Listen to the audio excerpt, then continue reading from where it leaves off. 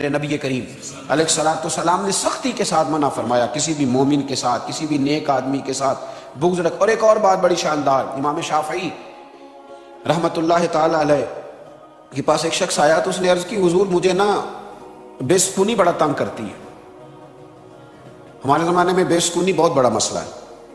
کبھی کبھی میں سوچتا ہوں جب کوئی آدمی آ کے کہتا ہے نا کہ میں بور بڑا ہوتا ہوں، تو میں سوچتا ہوں اس نے وقت کہاں سے نکالا ہے بور ہونے کا۔ مطلب میں جی بڑا بور ہو رہا ہوں جی، آج کل بڑا پریشان ہوں، تو اکثر میں سوچتا ہوں کہ یہ کیا ہوتا ہے بور ہونا، اس کا کیا مطلب ہے۔ کچھ لوگ بے سکون رہتے ہیں، پھر وہ کہتے ہیں بور ہو رہے ہیں، پریشان ہو رہے ہیں، کوئی پروگرام بناتے ہیں، کہیں نکل جاتے ہیں، کہیں ایسے ویسے کرتے ہیں۔ امام شافعی رحمۃ اللہ علیہ سے ایک شخص نے کہا حضور بے سکونی رہتی ہے، تو یہ بتلائیے کہ دنیا میں بے سکون کون ہوتا ہے؟ تو امام شافعی فرمانے لگے دو بندوں کے علاوہ تو مجھے کسی کا بے سکون ہونا سمجھ میں نہیں آتا۔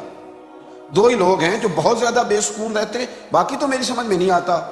کہا حضور کون کون سے؟ یہ بات ہمیں سمجھ لینی چاہیے، آگے پہنچا دینی چاہیے، میرے سننے والوں کو یہ سمجھ لینا چاہیے کہ یہ دو لوگ ہیں، وہ غور کریں، وہ دیکھیں کہاں میل کچیل ہے۔ امام شافعی فرمانے لگے دو ہی بندے بے سکون ہیں۔ کہا کون کون سے؟ فرمایا ایک حسد کرنے والا، دوسرا لوگوں کے ساتھ عداوت اور بغض رکھنے والا۔ دو ہی بندے بے سکون ہیں، اگر یہ دونوں کام چھوڑ دیں گے تو اللہ ضرور سکون عطا فرما دے گا۔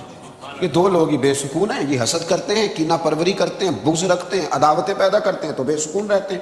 اگر یہ ان کاموں سے نکل جائیں گے تو عرش کا مالک اپنے فضل سے انہیں سکون عطا فرما دے گا، ان پر اپنی رحمتیں فرمائے گا۔ یہ دو لوگ بے سکون رہتے ہیں، تکلیف میں رہتے ہیں، اذیت میں رہتے ہیں، اس لیے۔ اور پھر کچھ لوگ تو ایسے ہیں کہ جو ایسے لوگوں کے ساتھ بغض رکھتے ہیں، ایسے لوگوں کا کینہ دلوں میں پیدا کرتے ہیں، ایسے لوگوں کا کہ جن کا کینہ دلوں میں رکھنے سے نہ صرف یہ کہ دل زنگ آلود ہو جاتا ہے، بلکہ میں کہتا ہوں کہ سوچیں ہی تباہ ہو جاتی ہیں۔ میرے نبی کریم علیہ الصلوۃ والسلام نے فرمایا، اور بڑے خوبصورت انداز میں حضور نے ارشاد فرمایا، سنن ترمذی میں حدیث ہے، نبی پاک علیہ الصلوۃ والسلام نے فرمایا کہ یہ لفظ دیکھنا، ان پر غور کرنا۔ حضور نے فرمایا میرے صحابہ کے بارے میں اللہ سے ڈرنا، خدا کا خوف کرنا، میرے بعد انہیں نشانہ نہ بنانے لگنا۔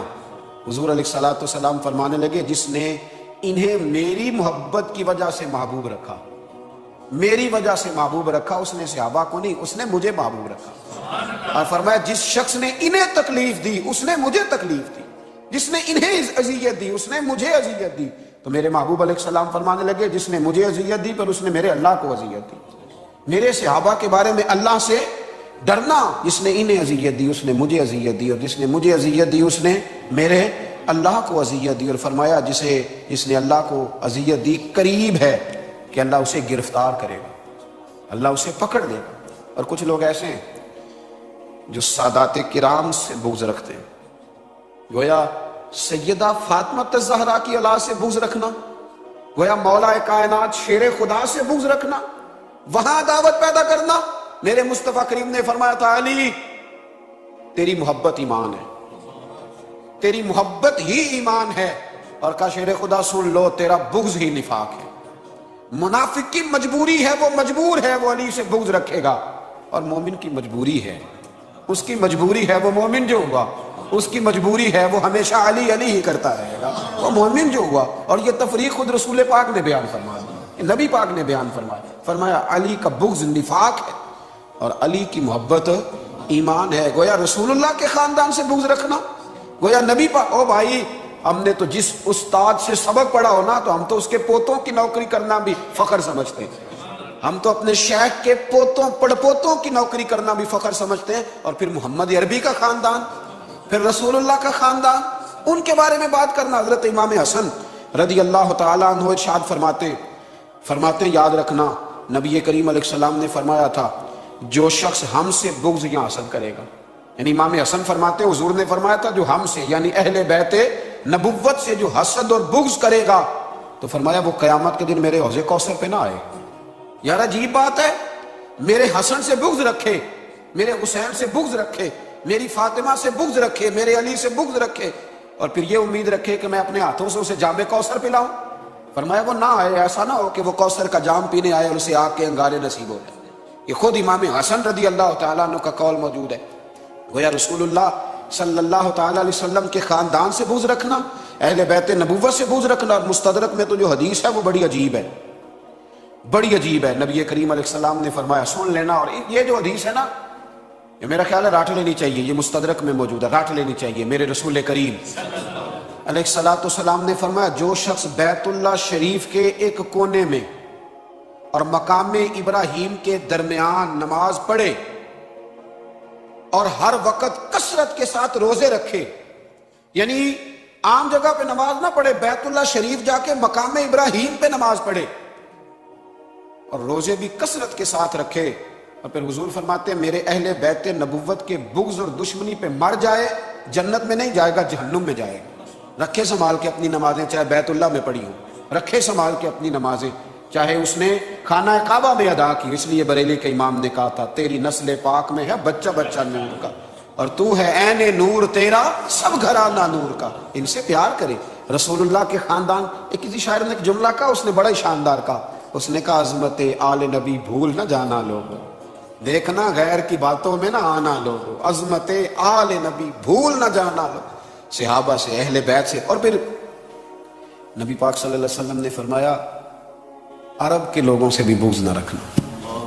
ترمذی میں حضور صلی اللہ تعالیٰ علیہ وسلم نے فرمایا, گویا حضور فرما رہے ہیں میں بھی تو عربی ہوں نا, میری برادری سے, میرے قبیلے سے, میرے علاقے والوں سے بغض نہ رکھنا.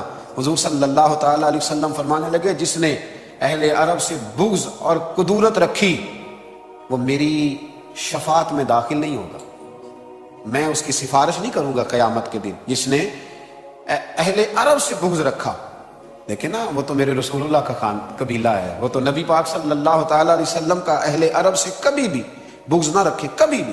اور فرمایا اس لیے نہ ان سے بغض رکھو, اس لیے نہ بغض رکھو, فرمایا اس لیے نہ بغض رکھو کہ میں بھی عربی ہوں, اور اس لیے اہل عرب سے بغض نہ رکھو کہ قرآن مجید بھی عربی میں نازل ہوا, اور اس لیے بھی عربیوں, یہ حضور فرما رہے ہیں, فرمایا اس لیے بھی عربیوں سے بغض نہ رکھنا کہ جنت میں جب تم جاؤ گے تو اہل جنت کی زبان بھی عربی ہوگی, تو لہٰذا ان سے بغض نہ رکھو, ان سے کبھی بھی عداوت نہ رکھو. اہل عرب کے ساتھ, ان کے ساتھ پیار کرو, اس لیے کہ یہ نبی کریم علیہ السلام کی قوم, ان سے محبت کرو. پھر تھوڑا آگے بڑھیں.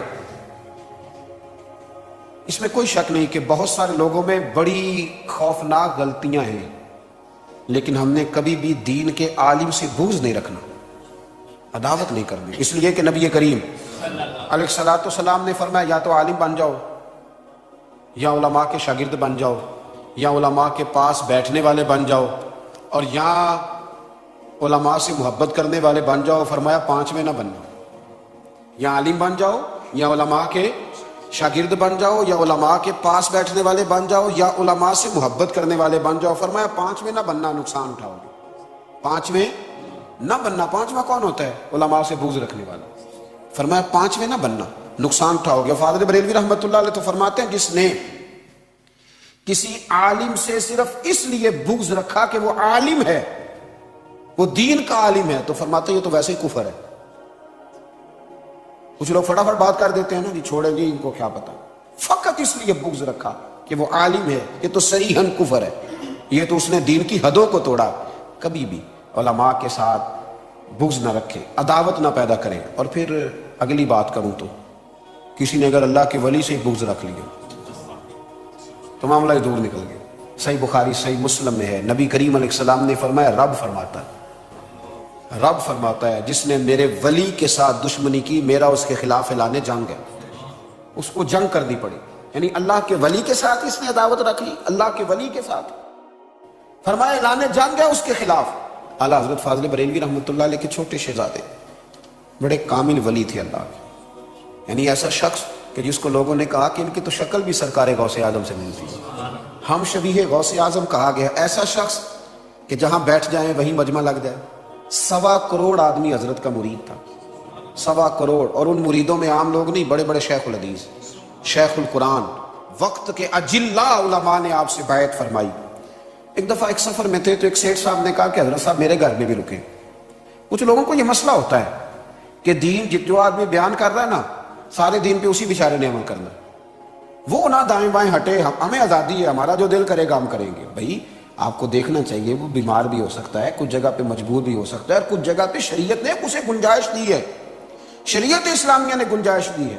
عالم اگر ساری رات عبادت کرے گا, اسے کرنی چاہیے, ساری رات اگر عبادت کرے گا تو مسائل دینیا کون بتائے, رات کو مطالعہ کون کرے گا, لوگوں کے لیے کون اسباب پیدا کرے گا. بہت سارے علماء کو بہت زیادہ سکون دینے کی ضرورت ہوتی ہے تاکہ وہ بہت ساری چیزوں سے بالکل بری ہو کر دین کے بارے میں ریسرچ کر سکیں، لیکن لوگ ہیں کہ وہ اعتراض کرتے ہیں۔ حضور مفتی اعظم سیٹھ صاحب کہنے لگے کہ میرا دل کرتا ہے مفتی اعظم رحمۃ اللہ علیہ میرے گھر میں رہے، شہزادہ اعلیٰ حضرت۔ لوگوں نے کہا حضور وہ چاہتا ہے، اللہ کے بندے دل نہیں توڑتے، نرمی ہوتی ہے نا، اور اس نرمی کی وجہ سے بھی بہت سارے لوگ اللہ والوں کو تکلیف دیتے ہیں۔ کہا کہ وہ چاہتے ہیں، فرمایا صحیح ہے چلتے ہیں۔ رات اس کے گھر میں قیام کیا۔ اب آپ کو پتہ ہے مسافر کی تو اللہ نے نماز کم کر دی ہے، 4 رکعتوں والی کو 2 کر دی ہے، اللہ نے کم کر دی۔ اس نے کیا کیا، حضرت نے عشاء کی نماز اس کے گھر میں پڑھی تو اس نے تہجد کے لیے بھی پانی رکھ دیا۔ حضرت آرام سے سوئے رہے، سحری کا وقت ہوا، فجر کی اذان ہوئی تو حضرت اٹھے، وضو فرمایا، نماز پڑھی، ناشتہ کیا، روانہ ہو گئے۔ اس نے شور کرنا شروع کر دیا، اتنے بڑے ولی بنے پھرتے ہیں، 1.25 کروڑ آدمی مرید ہے تو تہجد تو پڑھی نہیں۔ علماء نے سمجھایا، علماء نے، کہ بھائی پہلی تو بات یہ ہے کہ تہجد تو آدمی گھر میں بھی نہ پڑھے تو اس پر اعتراض کرنا منع ہے، اس لیے کہ یہ نماز نفل ہے۔ تو آپ مسافر کے بارے میں یہ توقع کر رہے ہیں کہ وہ تہجد پڑھے گا، حالانکہ نبی کریم علیہ السلام کے غلام فرماتے ہیں حضور کے ساتھ سفر کرتے تھے لیکن نبی پاک 2 رکعتوں سے زیادہ نہیں پڑھا کرتے۔ تو بھائی آپ مسافر پر پابندی لگا رہے۔ اس نے کہا جی نہیں، میں نے تعریف بڑی سنی تھی، انہیں تہجد پڑھنی چاہیے تھی۔ بھی تم نے تعریف سن لی تھی تو اس کا معنی یہ تھوڑی ہے کہ اب وہ سفر کے اندر سوئیں گے نہیں، وہ آرام نہیں کریں گے، اب لوگوں کی تعریفوں پر بھی پورا اترتے رہیں گے۔ وہ ہر وقت یہ دیکھتے رہیں گے کہ تعریف سن لی ہے تو وہ بیچارے لٹکے ہی رہیں گے، سوئیں گے نہیں، کھائیں گے نہیں۔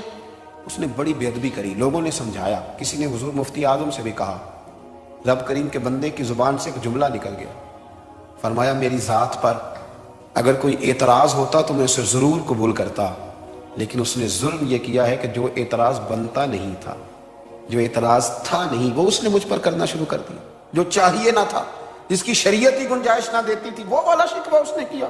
اس کو ایسا کرنا نہیں چاہیے تھا۔ بہرحال اللہ اس کا بھلا کرے، بہت بڑا سیٹھ تھا، بہت بڑا رئیس تھا، بہت بڑا مالدار تھا، بڑے ڈیرے چلتے تھے، بڑا کچھ ہوتا تھا۔ پھر چند دن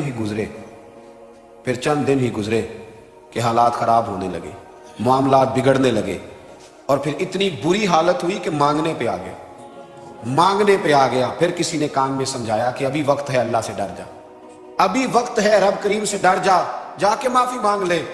جب حضور مفتی اعظم کے دروازے پہ آیا نا، آ کے سامنے کھڑا ہوا تو حضرت فرمانے لگے تو نے میرے ساتھ اچھا نہیں کیا، پر میں اللہ کی بارگاہ میں دعا کرتا ہوں کہ یا اللہ میں نے اسے معاف کر دیا ہے تو بھی اسے معاف فرما۔